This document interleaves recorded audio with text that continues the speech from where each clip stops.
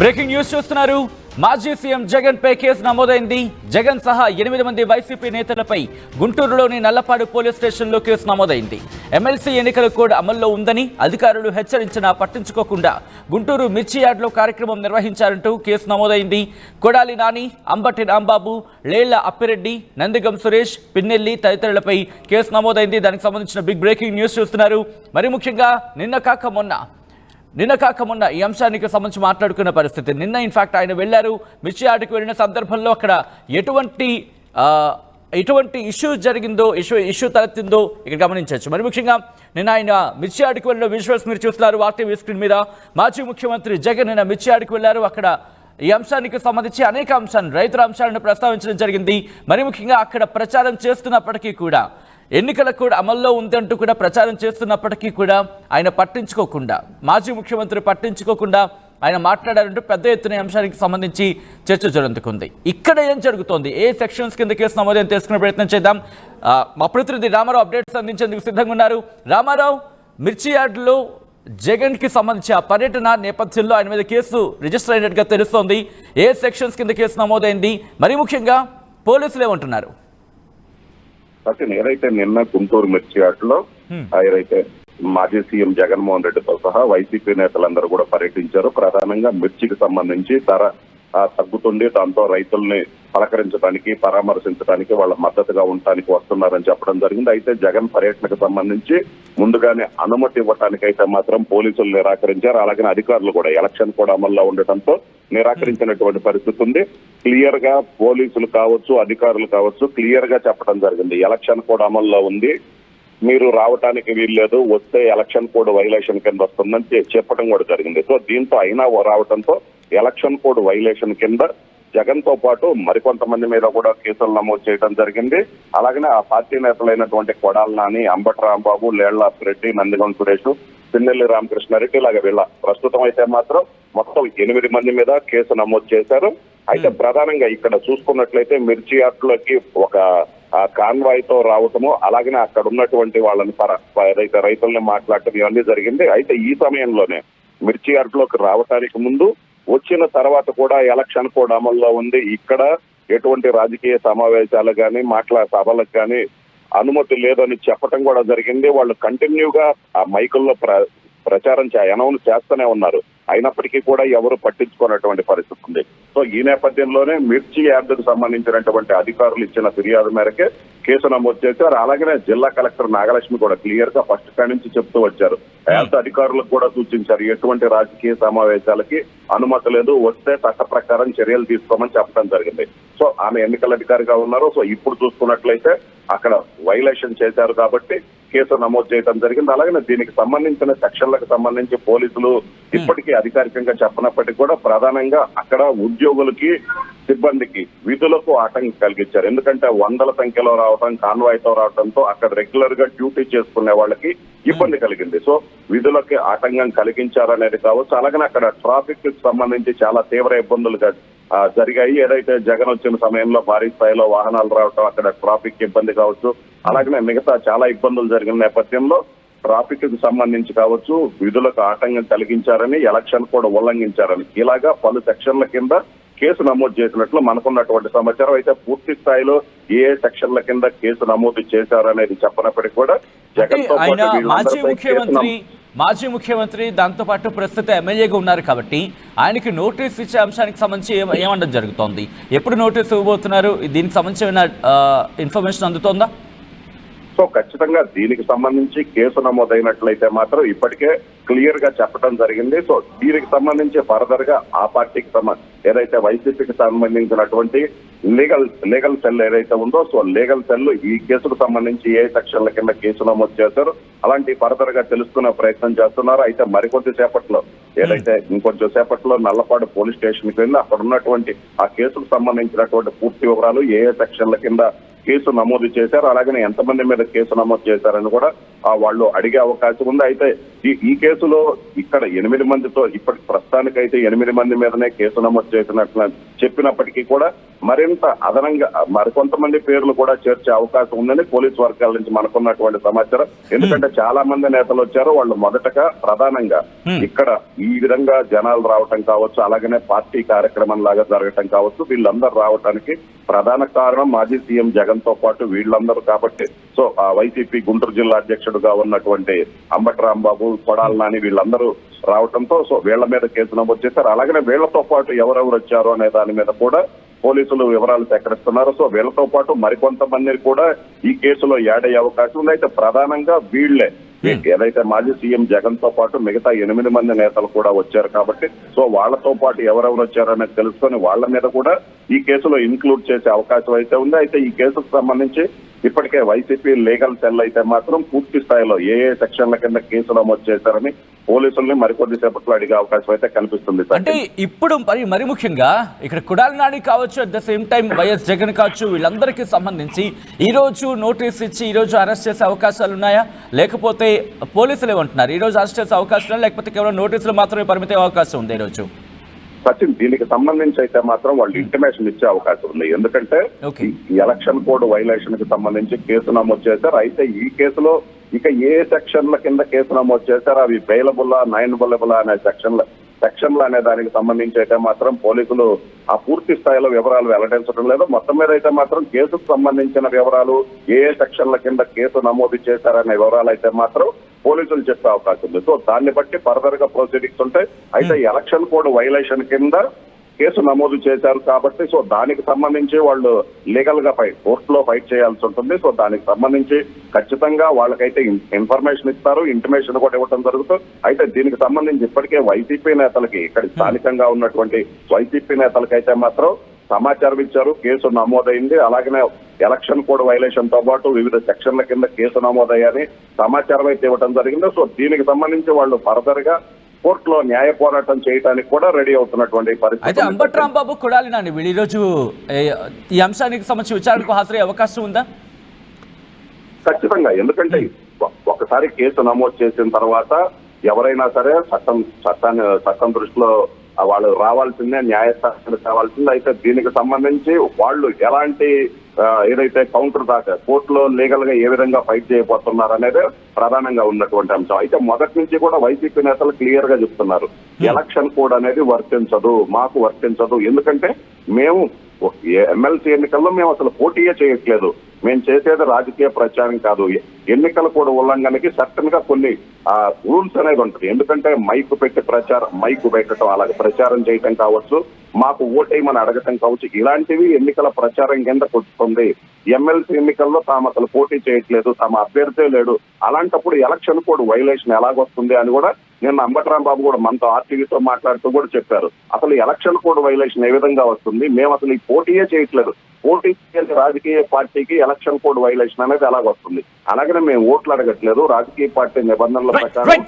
ఒక్కసారి మీరు లైన్ ఉండే ప్రయత్నం చేయండి రామారావు, ఎందుకంటే ఇదే అంశానికి సంబంధించి ఎన్నికల్లో మేము ఇన్ఫాక్ట్ ఎన్నికల్లో మేము పాల్గొనట్లేదు, ఎన్నికలు మాకు సంబంధం లేదంటూ కూడా వైసీపీ కీలక నేతలు రియాక్ట్ అయిన సందర్భం, మరి ముఖ్యంగా అంబటి రాంబాబు ఇదే అంశానికి సంబంధించి రియాక్ట్ ఒకసారి ఆయన ఏమన్నారో చూద్దాం.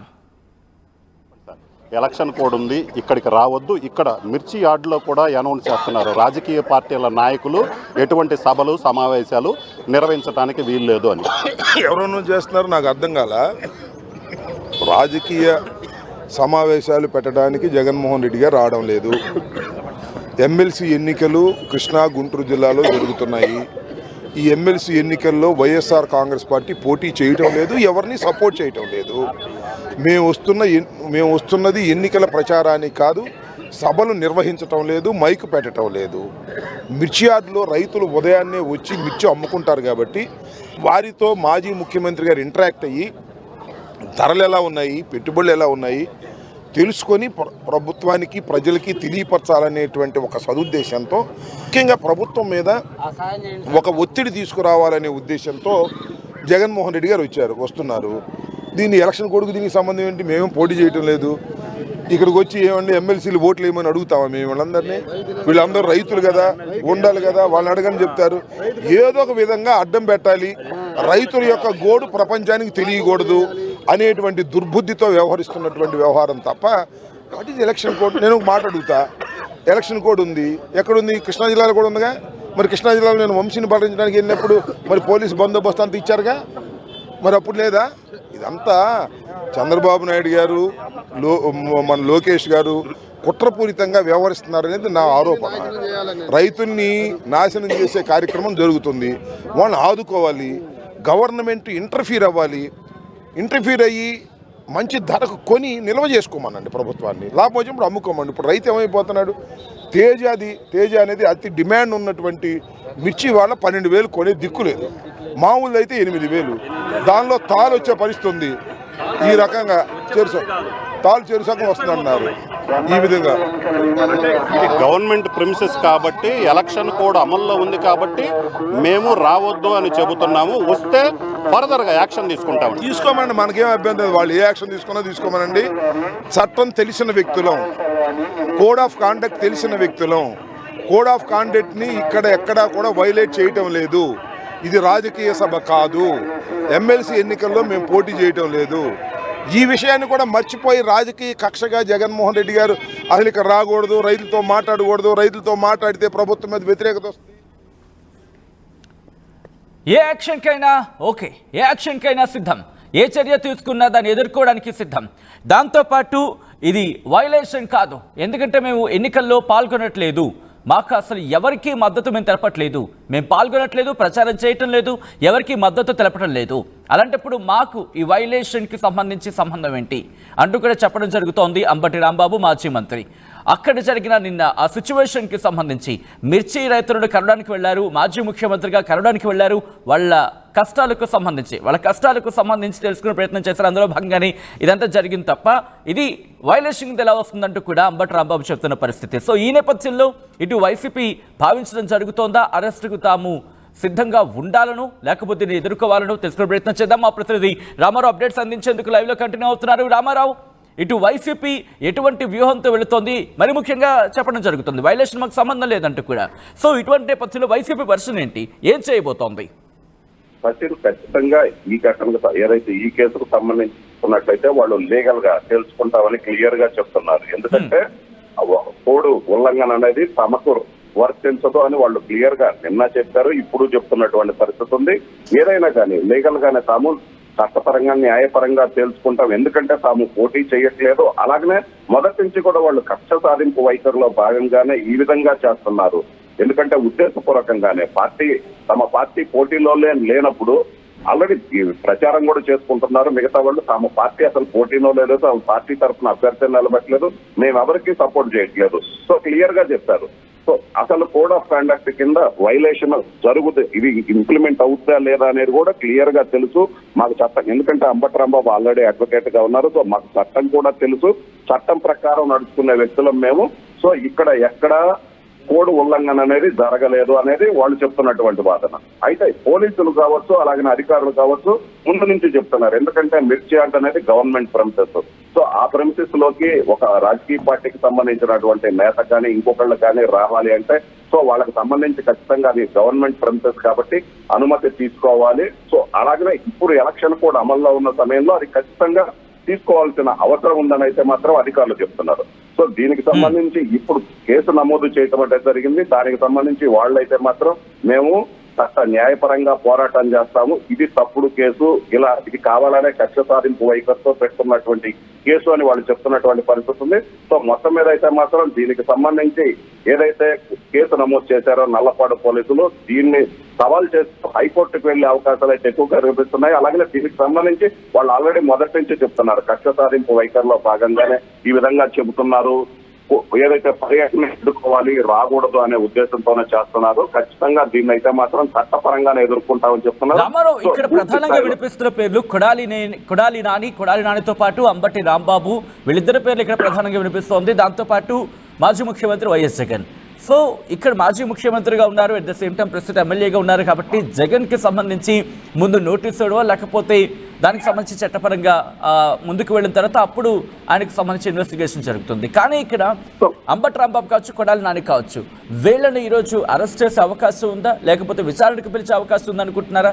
మరి ముఖ్యంగా ఎటువంటి చర్చ జరుగుతుంది టీడీపీలో కావచ్చు, లేకపోతే వైసీపీలో కావచ్చు? సో ప్రధానంగా ఈ కేసుకు సంబంధించి చూసుకున్నట్లయితే ఎలక్షన్ కోడ్ వైలేషన్ కింద కేసు నమోదు చేసినట్లయితే సమాచారం ఇస్తారు. సో దీనికి సంబంధించి అయితే అరెస్టులు అయితే ఉండవు. సో సమాచారం ఇస్తారు. ఫర్దర్ గా వాళ్ళు వైలేషన్ ఆఫ్ కోడ్ కాబట్టి వాళ్ళు కోర్టులో తేల్చుకోవాల్సి ఉంటుంది. సో అక్కడ కోర్టులో ఏదైతే ఎన్నికల కోడ్ ఉల్లంఘనకు పాల్పడ్డారో లేదా అనే దాని మీద వాదనలు జరుగుతాయి. అలాగే దీంతో పాటు మరికొన్ని సెక్షన్లు ఏదైతే ప్రధానంగా చూసుకున్నట్లయితే విధులకు ఆటంకం కలిగించారు, ఎందుకంటే మార్కెట్ యార్డ్ లోకి భారీ స్థాయిలో రావటము, అలాగే అక్కడ వాళ్ళు డ్యూటీలో ఉన్నారు. సో అక్కడ కొంత ఉద్యోగుల విధులకి కూడా ఇబ్బంది కలిగింది అని ప్రధానంగా తెలుస్తున్నటువంటి అంశం. సో ఈ నేపథ్యంతో పాటు అక్కడ ట్రాఫిక్ జామ్ భారీ స్థాయిలో అయింది. భారీ స్థాయిలో జనాలు రావటం, వెహికల్స్ వేసుకొని రావడంతో ట్రాఫిక్ జామ్ గురైంది. అంటే పబ్లిక్ కి ఇబ్బంది కలిగించారనే సెక్షన్లు కూడా కేసు నమోదు చేసినట్లు మనకున్నటువంటి సమాచారం. సో వీటన్నిటి నేపథ్యంలో ఫర్దర్ గా ఏం జరగబోతుంది అనేది అయితే మాత్రం ఆసక్తిగా మారింది. అయితే వీటన్నిటికీ సంబంధించి సో ఇవి అంతా అవైలబుల్ సెక్షన్లు కాబట్టి సో దీనికి సంబంధించి ఫర్దర్ గా కోర్టులోనే లీగల్ గా ఫైట్ చేసే అవకాశం ఉంది. అయితే ఇవి కాకుండా ఇంకేదైనా అదనంగా సెక్షన్లు పెట్టారా లేదా అనేది అయితే మాత్రం ప్రస్తుతానికైతే మాత్రం పోలీసులు పూర్తి స్థాయిలో వివరాలు అయితే వెల్లడించలేదు. కేవలం కేసు నమోదు చేశామని చెప్తున్నారు. అలాగే మరికొంతమంది మీద కేసు నమోదు చేసే అవకాశం ఉన్నదని మనకున్నటువంటి సమాచారం. సో ఖచ్చితంగా అయితే దీనికి సంబంధించి మరికొద్దిసేపట్లో అయితే మాత్రం పూర్తి స్థాయిలో ఏ సెక్షన్ల కింద కేసు నమోదు చేశారు, సో అన్నిట్లో అవైలబుల్ సెక్షన్లు, నాన్ అవైలబుల్ సెక్షన్లు ఏమైనా ఉన్నాయా అనేది పూర్తి స్థాయిలో తెలుసుకున్న తర్వాత హైకోర్టుకు వెళ్లే అవకాశాలు అయితే మాత్రం ఎక్కువగా కనిపిస్తున్నాయి. సో ఈ కేసుకు సంబంధించి స్పెసిఫిక్ గా వాళ్ళు మెన్షన్ చేసినటువంటి ఏవైతే అంశాలు ఉన్నాయో అవన్నీ కూడా కోడ్ వైలేషన్ కిందకి రావు అనేది అయితే మాత్రం వైసీపీ నేతలు ప్రధానంగా చేస్తున్నటువంటి వాదనగా ఉంది. సచిన్, ఒక్కసారి మనతో పాటు మాజీ మంత్రి అంబటి రాంబాబు కూడా ఫోన్లలో రింగ్ అవుతుంది. ఆయనతో మాట్లాడే ప్రయత్నం చేద్దాం, ఒకవేళ కాల్ లిఫ్ట్ చేస్తే కనుక. ఎందుకంటే ఈ అంశానికి సంబంధించి ఆయన రియాక్షన్ కూడా తెలుసుకునే ప్రయత్నం చేద్దాం. ప్రస్తుతం ఆయన కాల్ అయితే మాత్రం రింగ్ అవుతోంది. ఒకవేళ ఆయన కాల్ లిఫ్ట్ చేస్తే కనుక మాట్లాడే ప్రయత్నం చేద్దాం. మాజీ మంత్రి అంబటి రాంబాబు, వైసీపీ కీలక నేత, ఆయన కాల్ అయితే మాత్రం రింగ్ అవుతుంది. ఒకసారి మాట్లాడే ప్రయత్నం చేద్దాం. ఎందుకంటే మాజీ ముఖ్యమంత్రి జగన్ మీద కేసు నమోదైన అంశానికి సంబంధించి ఆయన మాట్లాడిన సందర్భం నిన్న. ఈ నేపథ్యంలో ఇప్పుడు కేసు రిజిస్టర్ అయిన అంశానికి సంబంధించి ఒకవేళ ఆయన కాల్ లిఫ్ట్ చేస్తే కనుక మాట్లాడే ప్రయత్నం చేద్దాం. అంతకన్నా ముందు రెండు రోజుల క్రితం ఇటు వంశీని పరామర్శించిన నేపథ్యంలో మాజీ ముఖ్యమంత్రి జగన్ ఇటు పోలీసులు ఉద్దేశించి కీలకమైన వ్యాఖ్యలు చేశారు, సంచలన వ్యాఖ్యలు చేశారు. బట్టలుడదీసి అంశాన్ని అనే పదాన్ని ఉపయోగించి ఆయన చేస్తున్న వ్యాఖ్యలు పెను దుమారాన్ని రేపాయి. అది జరిగిన 2 రోజులకే కేసు నమోదు కావడం యాదృచ్ఛికమా, లేకపోతే ఏం జరుగుతుంది అనేది ఇప్పుడు ఆసక్తికర చర్చ జరుగుతోంది. ఈ నేపథ్యంలో ఒకసారి ఆ రోజు ఆయన ఏమన్నారో చూద్దాం. నేను ఇవాళ ఒకటే చెప్తా ఉన్నా, ప్రతి పోలీసు వ్యక్తికి కూడా చెప్తా ఉన్నా, మీ టోపీ మీద ఉన్న 3 సింహాలకు కనిపించే ఆ సింహాలకు సెల్యూట్ కొట్టడం మొదలుపెట్టండి. తెలుగుదేశం పార్టీ నాయకులకు సెల్యూట్ కొట్టడం మొదలుపెట్టి, వీళ్ళు చెప్పినట్టుగా చేయడం మొదలుపెట్టి, అన్యాయాలు చేయడం మొదలు పెడితే మాత్రం ఎల్లకాలము తెలుగుదేశం పార్టీ ప్రభుత్వమే ఉండదు అని చెప్పి ఇవాళ ప్రతి అధికారికి కూడా నేను తెలియజేస్తా ఉన్నా. రేపొద్దున మళ్ళీ మా అధికారం వస్తుంది. వచ్చినప్పుడు అన్యాయం చేసిన వీళ్ళందరినీ, ఈ అధికారులందరినీ, అన్యాయం చేసిన ఈ నాయకులందరినీ కూడా బట్టలు కూడా తీసి నిలబెడతామని చెప్పి కూడా ఈ సందర్భంగా తెలియజేస్తా ఉన్నాను. ఎవడిని వదిలిపెట్టేది ఉండదు.